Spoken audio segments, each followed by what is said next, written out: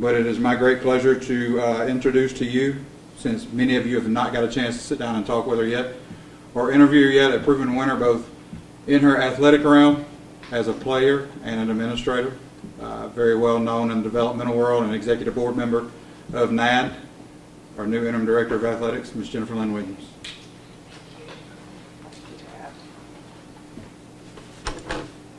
Good morning. Thank you all for attending today. As you know, a lot of changes have occurred this past week here at Alabama State. A new president, me being named interim director of athletics, and now a new interim head football coach in Coach Donald Hill Ely. We are extremely excited and thankful for Coach Ely stepping up to the plate and accepting the interim title. Coach Ely is a veteran coach, having served in the Mid-Eastern Athletic Conference as head coach at Morgan State for 12 seasons. And he's a transformational leader who will continue to inspire and develop our student athletes both on the field and in life. At this time, I would like to call Coach Ely to the podium.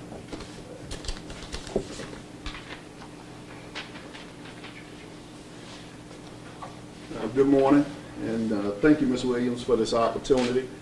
First of all, I'd like to thank Alabama State, our president, Dr. Ross, as well as our alums for allowing me this position to serve as the interim head football coach. I look forward to trying to galvanize these young men to do the best possible job on the field and off the field.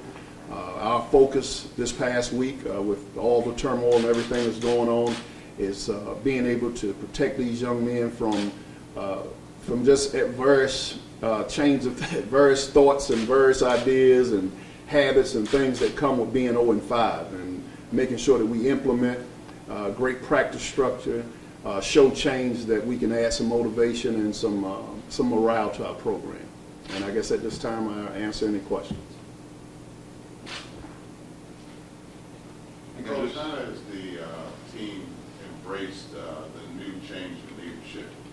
Well, you know, at first it's you know, once you know, as I say, pushed away from the shores, you get adapted to things done a certain way, and to have all, you know, the majority of those things change all of a sudden, you know, with these young men, when you're 0-5, they're really seeking a change. They want to win. They want to do everything that they can do to win. And in order to do that, we as coaches, you know, we've changed the way that we stretch. We've changed the way that we practice. We've changed some personnel in different places so that they can see the outward change that we're trying to make, so that we can motivate them to win on Saturday.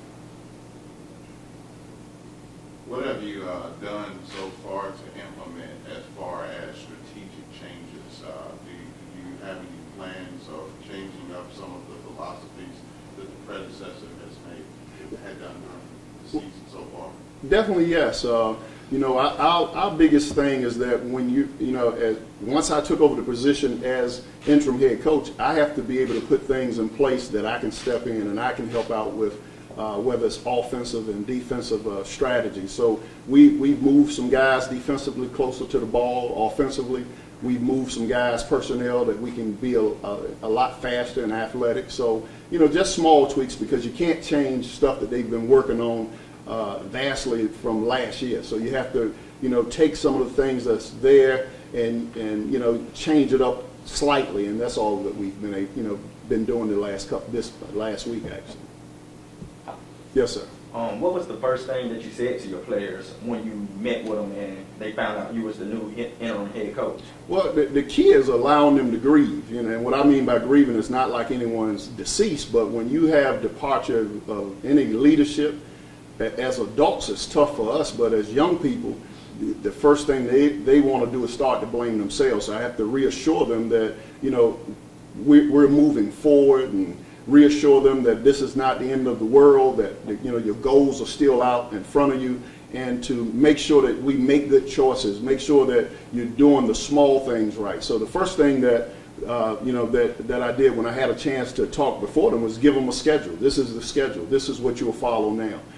This is who will be leading you, and tell them more about myself. That this is who I am, and this is what I believe in, and this is what my philosophy is. So anytime you're taking over in leadership, you have to establish philosophy, mission, and then all those other things will fall in place. How difficult is it with the change, a little bit longer of a layoff from game to game, and now you're leaving the state for the first time for a football game? All that combined together, how do you expect the guys to respond in Texas? Well, I expect them to step up to the cause. I mean, they still understand that, they're here to get an education and to be competitive on the football field. So I still expect them to go to class, still expect them to go to study hall, and we expect on Saturday that they come out and give us a gallant effort. What are the challenges that Texas Southern brings to the table coming up on Saturday?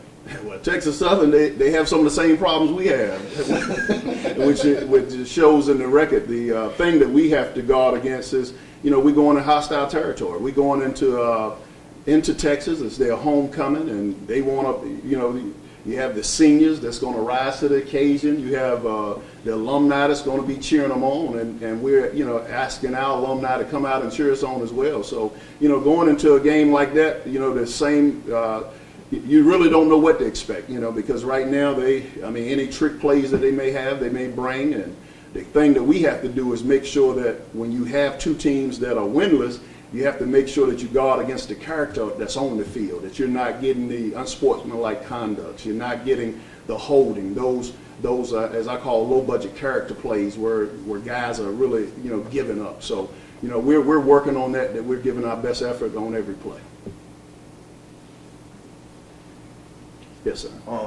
You are on the coaching staff. How do you, with the coaches, go from being up here to the boss? Well, I was trained by Coach Joe Taylor, who's one of the legendary coaches, and I've always been a boss. I mean, so you don't wait to become the boss to be the boss. So I've always taken a leadership role of, this is how we're going to do things when it's in my presence. Now, I wasn't the head coach, and he set the overall standard, but in my space, I set the standard. So my space just got a little bit bigger. Coach Jenkins said for weeks early on, this is a good football team just playing bad football, and that's what he said at a couple of press conferences. If you go to Texas, pick up a big road win, what kind of spark could that do and spin this whole season around?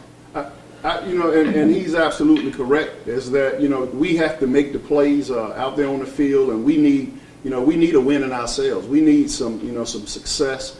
We need some good things to happen, and we've been trying, every day in practice, talking about positive reinforcement, coach to positive, coach to positive, coach to details. Those are the things that you lose when you haven't won. And so we've been working on all the positives, reassuring those guys that they're the same guys we recruited. So we want to get them to the point where they excel at that level of our expectation. And going in Texas Southern and focusing on trying to come out with a win, that's what our aim is. What positives have you seen from the team this season? It was I can only talk about from this week. It's the morale has picked up from not just the players, even down to the trainers. When you nobody wants to lose, and with the time that we put in, it's very disheartening when you do. And what you have to do anytime that you're dealing with morale, you have to change things. You have to change things. You have to move people around, and then you have to point out the success. Where normally if a guy runs a great route and drop a ball, the first thing the coach want to yell, catch the football. Well, let's talk about what a great route that was. And now we'll get to the part about catching the football. So in every correction, find a positive so that we can reinstate that. And that's what we've been doing. And the last couple of days, those guys have been swarming and stinging and doing everything that we've asked. Yes, sir. Are you feeling any pressure for your team to perform the remainder of the season? Are they playing for your job now? No, I mean, in this profession of coaches, you understand when you sign up, you don't get to hire and fire yourself. All you do is give the best effort while you can as a coach, and then let the chips fall where they may. My whole goal is to support the mission, first of all, of the university. Educate and make sure we take the playing fields and make an extension of the classroom. What you put out on the field is a regurgitation of what they've done all week. So you didn't just start losing on Saturday. You started losing Monday when they didn't go to class. You started losing Tuesday when they didn't go to study hall. So you got to start at the beginning of the week. So that, after doing it for so long, it's you want the guys to do good, but you have to work for them to do well. So I'm not worried about what they do on the field on Saturday, because by Saturday, and from what I'm seeing this week and what they've been able to do, I think the success is ahead of us.